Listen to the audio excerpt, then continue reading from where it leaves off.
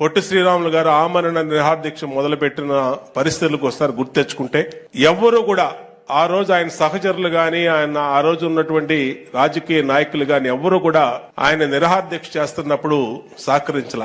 పైగా మెడ్రాస్ లో ఆనాడు ఉన్నటువంటి ప్రభుత్వం చాలా చులకన చేసి ఆయన్ని అవహేళన చేసి అనేక రకాలుగా ఇబ్బంది పెట్టారు.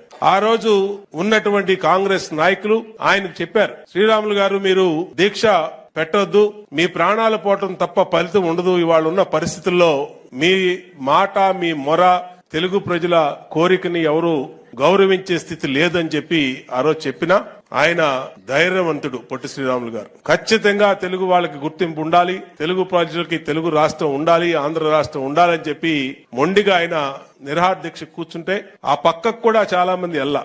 కానీ ఆయన ఎంత గడ్డు పరిస్థితి వచ్చినా సరే 58 రోజుల పాటు ఆయన ఆమరణ నిరాహారదీక్ష చేసి ప్రాణత్యాగం చేస్తే, ప్రాణత్యాగం చేసిన తర్వాత కూడా భయపడిపోయారు ఆయన దగ్గరికి వెళ్ళటానికి, ఆ డెడ్ బాడీ దగ్గరికి. అటువంటి స్థితిలో ప్రకాశం పంతులు గారు ఆయన స్వయంగా బయలుదేరి ఆయన అంత్యక్రియలు అంతిమ యాత్రని ఊరేగింపుగా పెట్టి ఒక పక్క ఆయన ప్రకాశం పంతులు గారు, ఒక పక్క ఘంటసాల వెంకటేశ్వరరావు ఇద్దరు ఉంచొని ప్రజలందరినీ చైతన్యపరిచి అనేక రకాలుగా మన కోసం చనిపోయినటువంటి పొట్టి శ్రీరాములకి మనం మద్దతు పలకాలని చెప్పి ఆయన అంతిమ యాత్రలో పెద్ద ఎత్తున వాళ్ళు పాల్గొంటే తెలుగు ప్రజలందరూ కూడా పెద్ద ఎత్తున ఆ ర్యాలీలో పాల్గొని అప్పుడు అందరూ కూడా ఆయన చేసిన త్యాగాన్ని, ఆయన చేసినటువంటి దీన్ని అందరూ కూడా జోహార్లు అర్పించారు.